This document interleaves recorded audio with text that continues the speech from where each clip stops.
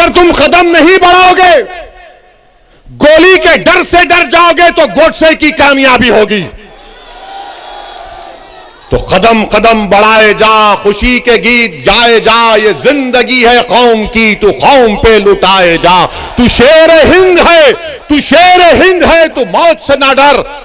तू शेर हिंद है, तू मौत से ना डर। कदम कदम बढ़ाए जा, खुशी के गीत गाए जा। आप पर कुर्बान हो जाऊंगा, लड़ता रहूंगा, मगर इन गोलियों से हम नहीं डरेंगे। मौत तो आएगी। कौन सा भारत बना रहे हैं देख लो।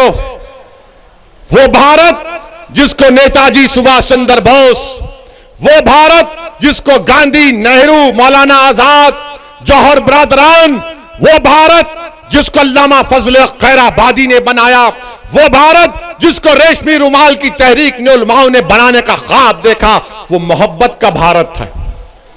अगर मोहब्बत को आम करना है तो नफरत को मिटाना पड़ेगा।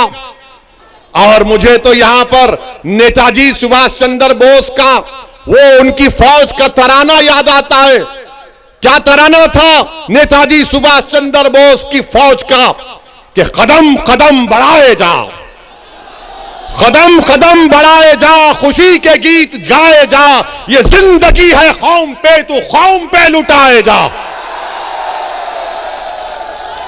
क्या कहा था? कदम कदम बढ़ाए जा।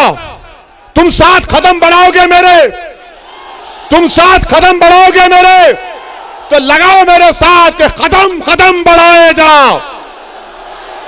कदम कदम बढ़ाए जा। ये बात हुई है, ये बात हुई है। अब नेताजी सुभाष चंद्र बोस को हमने जिंदा कर दिया। अगर तुम कदम नहीं बढ़ाओगे, गोली के डर से डर जाओगे तो गोडसे की कामयाबी होगी। तो कदम कदम बढ़ाए जा, खुशी के गीत गाए जा, ये जिंदगी है कौम की, तू कौम पे लुटाए जा। तू शेर हिंद है, तू शेर हिंद है, तू मौत से ना डर। तू शेर हिंद है, तू मौत से ना डर। कदम कदम बढ़ाए जा, खुशी के गीत गाए जा। तो मेरे अजीज दोस्तों और बुजुर्गों, इन बिचारों ने समझा कि दो ठाए ठाए मारेंगे। ठाए ठाए मारो या कुछ करते कर लो। हमको पार्लियामेंट में हमने खड़े होकर परवरदिगार की जात पर तवक्कल करके हमने कहा कि हम जेड कैटेगरी नहीं लेंगे। आज भी हमको बताया गया कि देश के होम मिनिस्टर अमित शाह ने पार्लियामेंट में कहा कि हम ओवैसी जी से अपील करते हैं कि वो सुरक्षा ले लें।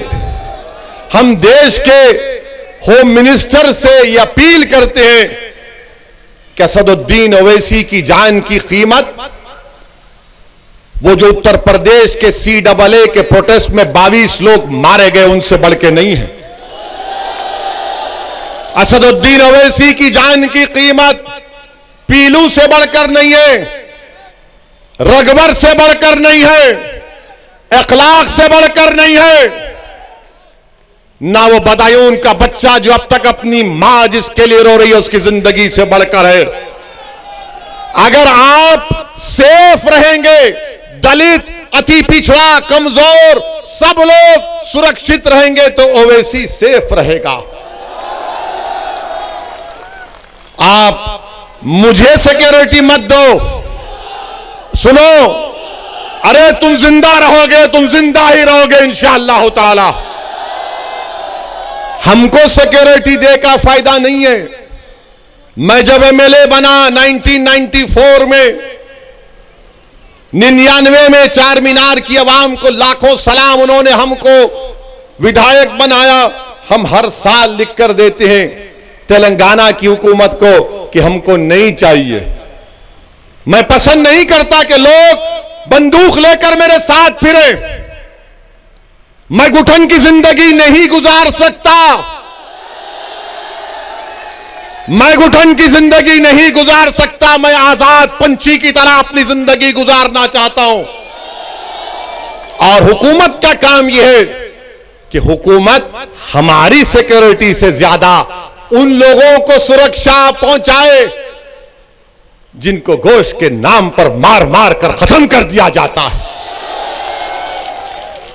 मुझे नहीं चाहिए, मैं अमित शाह को, हमारे होम मिनिस्टर का, उनके इस अल्फाज का शुक्रिया अदा करता हूं, मगर मैं ये कहना चाह रहा हूं मोदी सरकार से कि आप मुझे जेड कैटेगरी नहीं, मुझे ए कैटेगरी का शहरी बनाइए, हम सब बराबर हो जाएं। ये वक्त का तकाजा है, ये गरीबों का मुतालबा है। गरीब ये देखना चाह रहा है कि अगर ओवैसी पिंजरे में बंद हो गया तो फिर कौन मेरी आवाज को उठाएगा। मजलूम ये देख रहा है कि ओवैसी किठौर और मीरठ के गली कूचों में गरीबों मजलूमों के दरमियान में चलकर उन नौजवानों से हाथ मिला रहा है, तो किठौर में किसी एक मां ने मुझे अपने करीब बुलाकर मेरे सर पर हाथ रखकर कहा कि बेटा तेरे अल्लाह तेरी हिफाजत करेगा। शायद उसी मां की दुआ मुझे इन गोलियों से बचा गई। मेरे अजीज दोस्तों और बुजुर्गों, मेरा पैगाम सिर्फ यही है, अपने हौसलों को बुलंद रखो, अपने हौसलों को बुलंद रखो। मौत तो आएगी एक दिन, सबको, हम सबको आएगी, मगर देखना यह है कि तुमने जिंदगी कैसे गुजारी। क्या तुमने दरी बिछाकर जिंदगी गुजारोगे? क्या तुम कैदी बनकर जिंदगी गुजारोगे? क्या तुम यही नारा लगाओगे कि भैया तुझ पे जवानी कुर्बान?